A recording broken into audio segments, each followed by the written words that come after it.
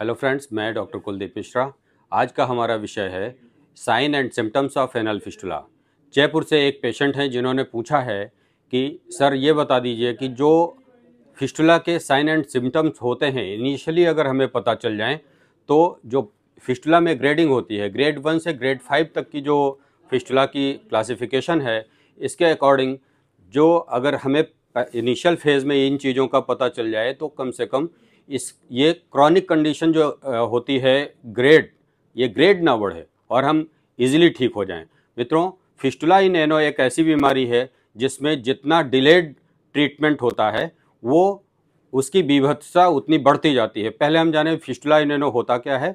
Fistula इन एनो एक chronic abnormal communication होता है एनल कैनाल और पेरी एनल स्किन के बीच में। ये जो कम्युनिकेशन बनता है इसकी एक इंटरनल ओपनिंग एनल कैनाल में पड़ी होती है और एक पेरिफेरल स्किन पे।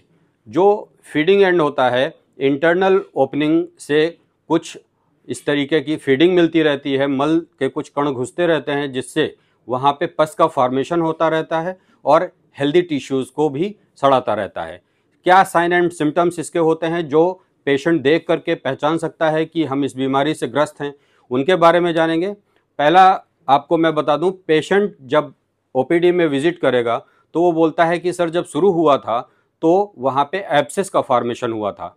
बस यहीं पे वो जो एब्सेस का फॉर्मेशन को पेशेंट साधारण फोड़ा फुंसी समझ करके मेडिसिन लेता है, वहीं पे इसका लूप होल पड़ा हुआ है कि ग्रेड 1 की चीज़ ग्रेड 5 तक चली जाती है। ये ट्रीटमेंट होता रहता है कि हाँ फोड़ा फुंसी है, सूख जाएगा, बट ऐसा कभी होता नहीं।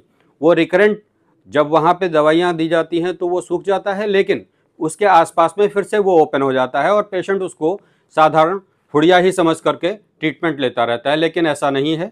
अगर मलद्वार के आसपास 3.7 सेंटीमीटर के अंदर या 1.5 इंच के अंदर कोई इस तरीके का आपको स्वेलिंग, नोडुलर स्वेलिंग या कोई इस तरीके की फोड़ा बनता हुआ दिखे तो आप उसको एनल फिस्टुला की तरीके से उसका आसपास में जो आपके सर्जन हों उनको दिखा करके ट्रीटमेंट लीजिए। जैसे इसकी जो हिस्ट्री देता है, पेशेंट आकर के बोलता है एब्सेस बना था जो कि पेनफुल था, नोडुलर स्वेलिंग थी, बाद में सर ये ओपन हुआ और इसमें से डिस्चार्ज आया। ये फिस्टुला एक ऐसी बीमारी है जिसमें या तो कंटिन्यूअस डिस्चार्ज या फिर इंटरमिटेंट डिस्चार्ज आता है एक्सटर्नल ओपनिंग से। एनल फिस्टुला मोस्टली पेनलेस होता है क्योंकि जब उसका पस बाहर निकल जाता है तो पेशेंट को तकलीफ नहीं होता है। इसी कंडीशन को देखते हुए पेशेंट जब उसको तकलीफ नहीं होती है तो इसको टालता है और ग्रेडिंग बढ़ती जाती है। इससे बचना चाहिए। अगर जो मैंने आपको एक रफ आइडिया बताया कि हाँ इतनी डिस्टेंस के बीच में एनल वर्ज से 3.7 सेंटीमीटर के अंदर अगर कोई इस तरीके की कंडीशन दिखती है तो अपने आसपास के सर्जन को दिखाएं और ये फिस्टुला इन एनो हो सकता है। बहुत बार एक्सटर्नल ओपनिंग से सीरो प्लूरेंट डिस्चार्ज आता है, पस मिक्स्ड ब्लड। ऐसी अगर कोई डिस्चार्ज आपको दिख रही है तो ये फिस्टुला ट्रैक का फॉर्मेशन हो चुका है। एनल फिस्टुला में पेन नहीं होता है।